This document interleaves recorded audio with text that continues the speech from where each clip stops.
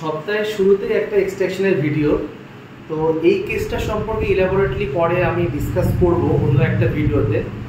তো কেন এই কেসটা ইম্পর্টেন্ট আর এই কেস থেকে কী জানার আছে সেটাও বলবো।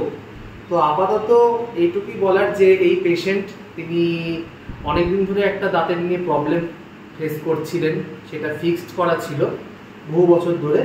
তারপরে যখন সে প্রবলেমটা অ্যারাইজ করলো তখন তিনি বহু দরজায় ঘুরে ঘুরে কোনো সুরাহা না পেয়ে লাস্টে এখানে এলো।